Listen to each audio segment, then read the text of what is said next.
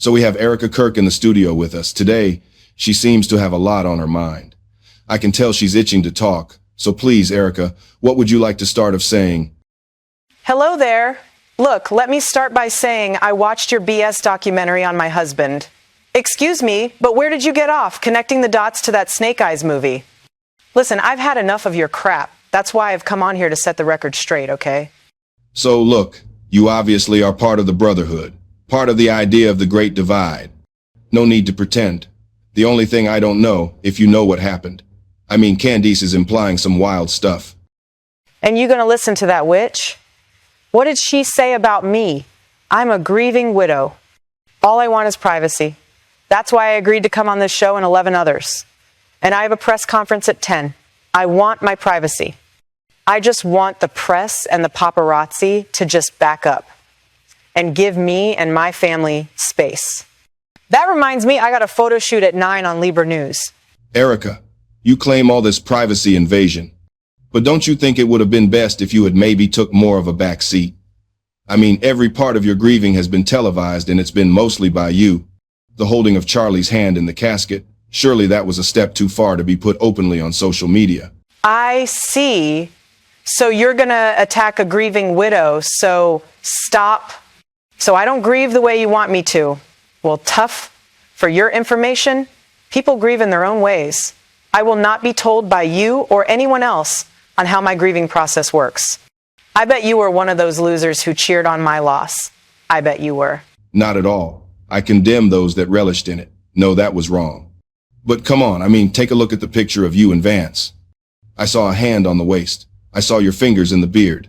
Some people are saying it looked less like shared grief and more like prom night. Prom night. Oh, you got jokes. Listen to me, don't be jealous just because Vance has hair and you don't. Baldness is just bad luck. Sorry, blame your parents for the genes. Listen, we are good friends. He's a good man who, like me, wants the best for his country. But I guess you wouldn't know nothing about that. Go back to your hellhole of a country that is the UK. I see, Ericka. The gloves are off. So you are a Brotherhood member, no doubt about that. I mean, when what happened, happened. You could have used that time to bring people together. But instead you showed anger and kind of caused the divide to escalate. These lowlives had just publicly took my husband away from me. It was the left, and you expect me to sing Kumbaya around the campfire and forgive and forget. No, they did it. They know they did it. So I'm calling them out. So you want to call it a divide, go ahead. But I call it taking a stand. These woke pricks need to be checked. Yes, but I don't believe that. I believe that it was a ploy to split the country, to help push a bigger divide. A divide between not only the political red and blue, but also a bigger race divide. You have to admit that the race divide is bigger than ever at the moment. And whose fault's that? If the left had been more responsible when they had power, we wouldn't be in this mess. The things they did just pissed people off. Yes, but that's just it. It pissed people off. But that's all it did. I mean, dumb stuff like men running in the Olympics as women is hardly hurting anyone. But this right-wing world we are now living in is actually causing us real problems. People are openly racist now. In fact, so many think it is cool to be racist. I mean, look at Nick Fuentes. He is considered a hero to many. No, I would rather go back to the left, thanks. Is that a fact? Is it? Now that is strange, since it's you who said that they are both the same, both left and right. Strange that. Yes, both the same on a macro level. So the same when it comes to major policy. And yes, you are right on the direction of the agenda. But there is still a micro level. On the micro level, there is a distinction. So how you live day to day is still run on a left-right ideology. Back to you. Why is it when you cry, no tears come out? Is it a medical condition? Also, some are saying that maybe you had something to do with it. What is your take on that one? I mean, are you part of a cabal that's working to see in a new world order? And was the assassination of your husband a complete setup with you as someone who was his handler?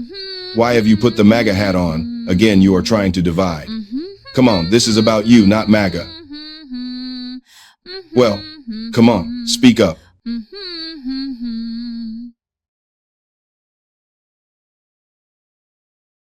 Oh, come on, really. I hate when you guys do this, pretend to be Christians.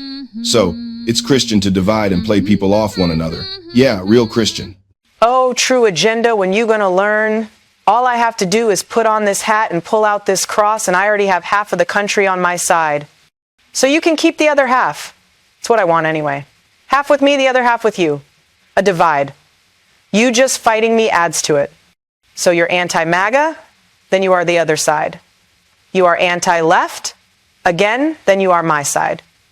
You want to stand in the middle, another divide.